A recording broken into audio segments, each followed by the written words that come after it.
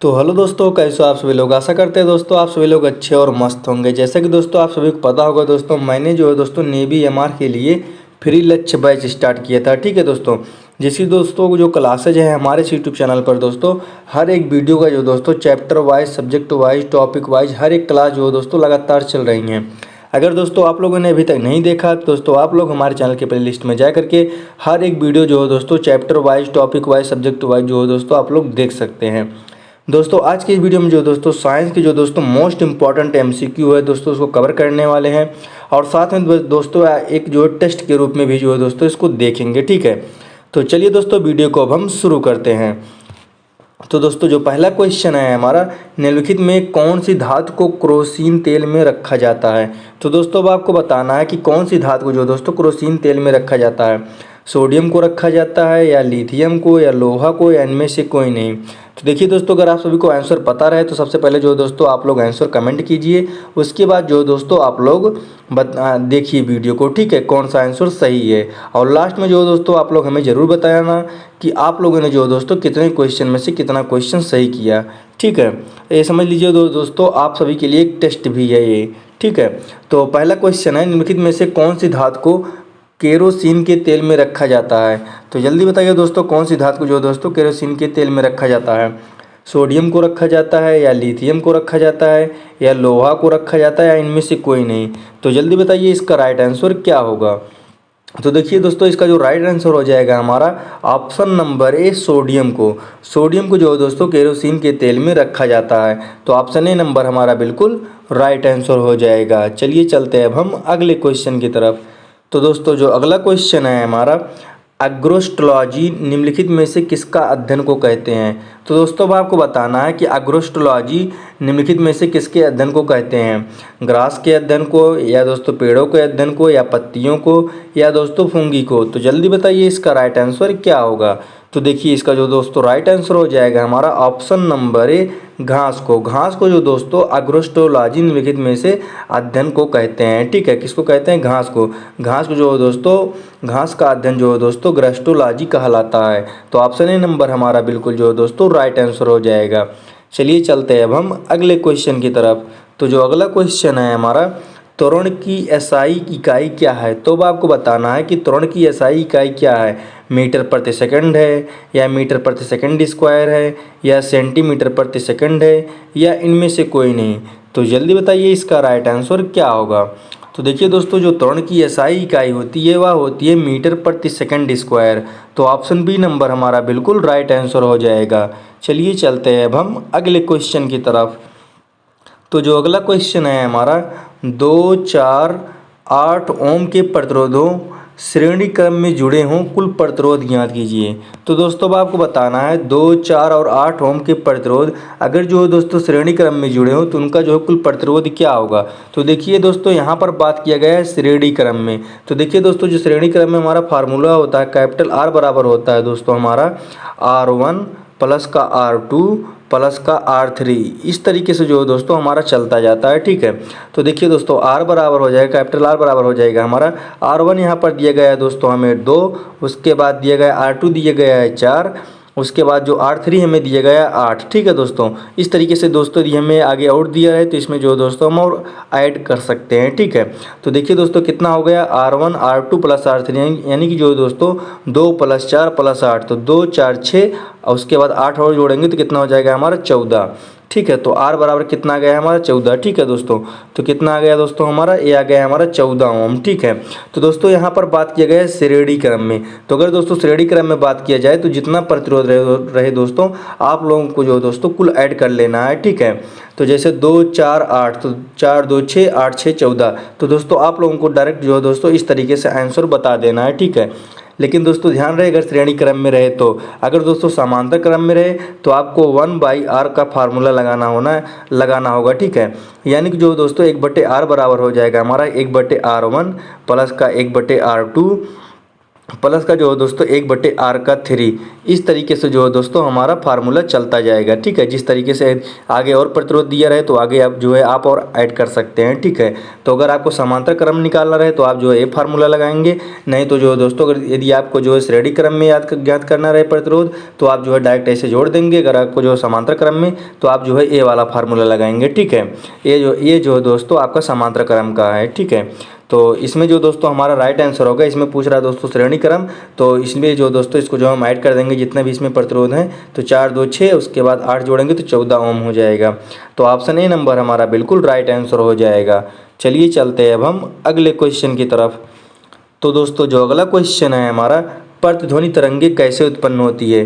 तो देखिए दोस्तों यहाँ पर कह रहा है जो प्रतिध्वनि तरंगे है कैसे उत्पन्न होती है। तो देखिए जो प्रतिध्वनि का मतलब होता है दोस्तों हमारा इको, तो इको जो है कैसे उत्पन्न होती है, तो ये दोस्तों होती है हमारा परावर्तन से यानी कि रिफ्लेक्शन से। तो ऑप्शन ए नंबर जो है दोस्तों हमारा बिल्कुल राइट आंसर हो जाएगा। चलिए चलते हैं अब हम अगले क्वेश्चन की तरफ।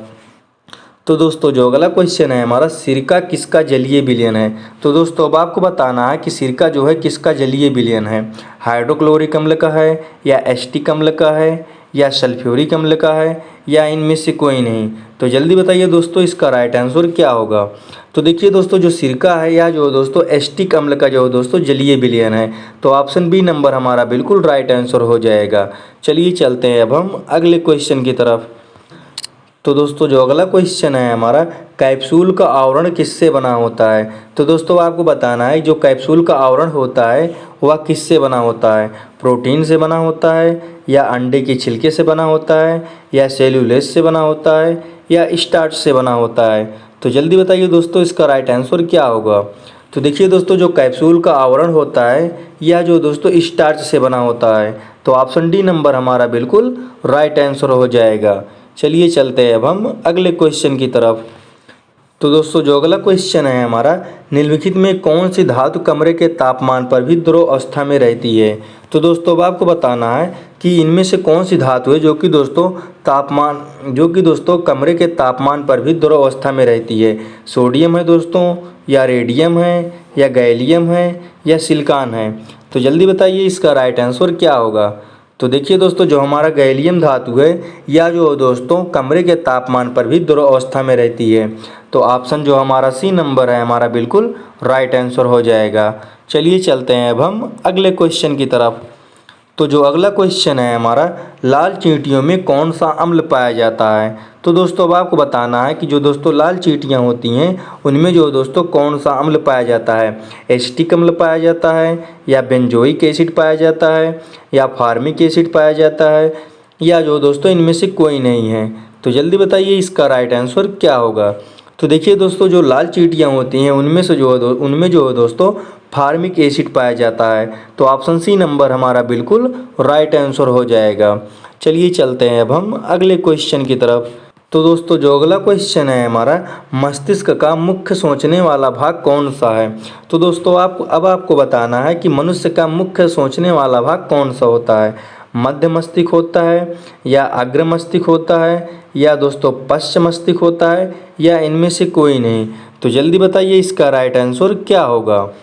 तो दोस्तों इसका जो राइट आंसर हो जाएगा हमारा ऑप्शन नंबर बी, अग्र मस्तिष्क। अग्र मस्तिष्क जो है दोस्तों मनुष्य का और मस्तिष्क का मुख्य सोचने वाला भाग होता है। तो ऑप्शन बी नंबर हमारा बिल्कुल राइट आंसर हो जाएगा। चलिए चलते हैं अब हम अगले क्वेश्चन की तरफ। तो दोस्तों जो अगला क्वेश्चन है हमारा, मानव रक्त का पीएच साधारणतः तय कितना होता है। यानी दोस्तों आपको बताना है कि मानव रक्त का पीएच मान साधारणतः कितना होता है, 4.5 से 5.0 तक या दोस्तों 5.5 से या दोस्तों 6.5 तक या दोस्तों 7.35 से 7.45 तक या जो दोस्तों 8.5 से 9.0 तक। तो जल्दी बताइए दोस्तों इनमें से हमारा राइट आंसर क्या हो जाएगा। तो देखिए दोस्तों जो मानव रक्त का पीएच होता है दोस्तों 7.35 से 7.45 होता है। और कहीं कहीं पर दोस्तों आपको एग्जाम में 7.4 देखने को भी मिल सकता है। ठीक है, तो आप लोग याद रखेंगे। ठीक है, तो ऑप्शन सी नंबर इसमें हमारा बिल्कुल राइट आंसर हो जाएगा। चलिए चलते हैं अब हम अगले क्वेश्चन की तरफ। तो दोस्तों जो अगला क्वेश्चन है हमारा, कार्बन का शुद्ध रूप क्या है? तो दोस्तों अब आपको बताना है कि कार्बन का शुद्ध रूप क्या है। ग्रेफाइट है या हीरा है या लकड़ी है या इनमें से कोई नहीं। तो जल्दी बताइए दोस्तों इसका राइट आंसर क्या होगा। तो देखिए दोस्तों जो कार्बन का शुद्ध रूप है वह दोस्तों हीरा है। तो ऑप्शन बी नंबर हमारा बिल्कुल राइट आंसर हो जाएगा। चलिए चलते हैं अब हम अगले क्वेश्चन की तरफ। तो दोस्तों जो अगला क्वेश्चन है हमारा, सूर्य में ऊर्जा कैसे बनती है? तो अब आपको बताना है कि जो सूर्य में है वह ऊर्जा कैसे बनती है। न्यूक्लियर फिजन के द्वारा या न्यूक्लियर फिशन के द्वारा या दोस्तों दोनों या इनमें से कोई नहीं। तो जल्दी बताइए दोस्तों इसका राइट आंसर क्या होगा। तो देखिए दोस्तों जो सूर्य में ऊर्जा बनती है या दोस्तों न्यूक्लियर फिशन के द्वारा बनती है। तो ऑप्शन ए नंबर हमारा बिल्कुल राइट आंसर हो जाएगा। न्यूक्लियर फिशन मतलब जो है दोस्तों नाभिकीय संलयन के द्वारा जो है दोस्तों सूर्य में ऊर्जा बनती है। तो ऑप्शन ए नंबर हमारा बिल्कुल राइट आंसर हो जाएगा। चलिए चलते हैं अब हम अगले क्वेश्चन की तरफ। तो दोस्तों जो अगला क्वेश्चन है हमारा, भूरा कोयला किस नाम से जाना जाता है? तो दोस्तों अब आपको बताना है कि जो भूरा कोयला होता है वह किस नाम से जाना जाता है। पीट नाम से जाना जाता है या लिग्राइट नाम से जाना जाता है या बिटुमिनस के नाम से जाना जाता है या एंथ्रेसाइट नाम से जाना जाता है।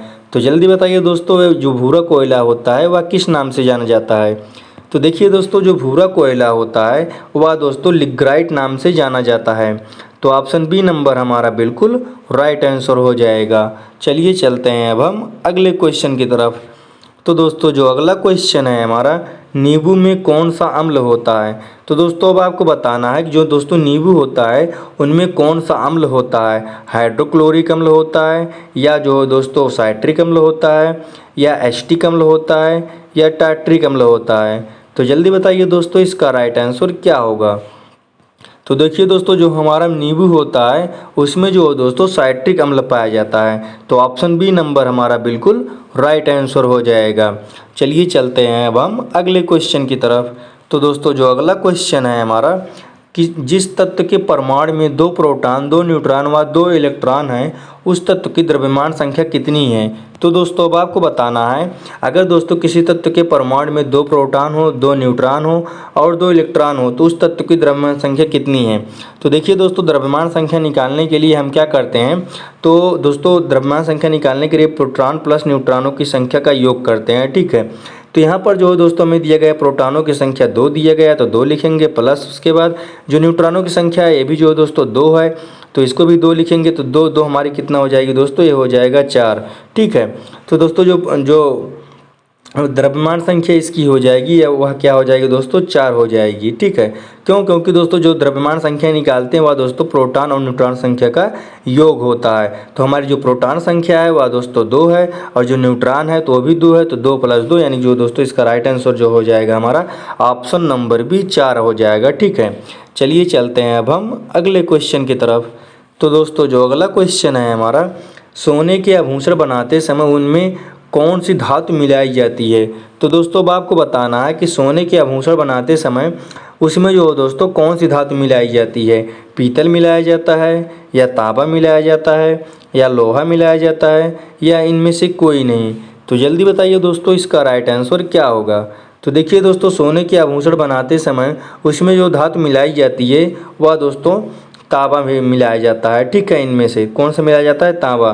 तो ऑप्शन बी नंबर हमारा बिल्कुल राइट आंसर हो जाएगा। चलिए चलते हैं अब हम अगले क्वेश्चन की तरफ। तो दोस्तों जो अगला क्वेश्चन है हमारा, प्राकृतिक रबड़ बहुलक है। तो दोस्तों आपको बताना है कि प्राकृतिक रबड़ बहुलक है किसका है दोस्तों, एथिलीन का है या इसोपेरिन का है या दोस्तों एसिटिलीन का है या हेक्सेन का है। तो जल्दी बताइए इसका राइट आंसर क्या होगा। तो देखिए दोस्तों जो प्राकृतिक रबड़ का बहुलक है वह दोस्तों हमारा इसोपेरिन है। तो ऑप्शन बी नंबर हमारा बिल्कुल राइट आंसर हो जाएगा। चलिए चलते हैं अब हम अगले क्वेश्चन की तरफ।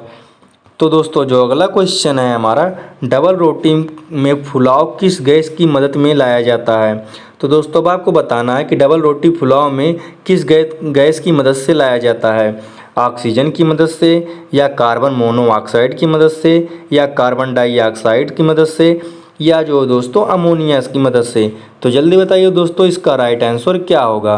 तो देखिए दोस्तों इसका जो राइट आंसर हो जाएगा हमारा option number C carbon dioxide. ठीक है, कार्बन डाइऑक्साइड की मदद से जो दोस्तों डबल रोटी में फुलाव लाया जाता है। तो ऑप्शन सी नंबर हमारा बिल्कुल राइट आंसर हो जाएगा।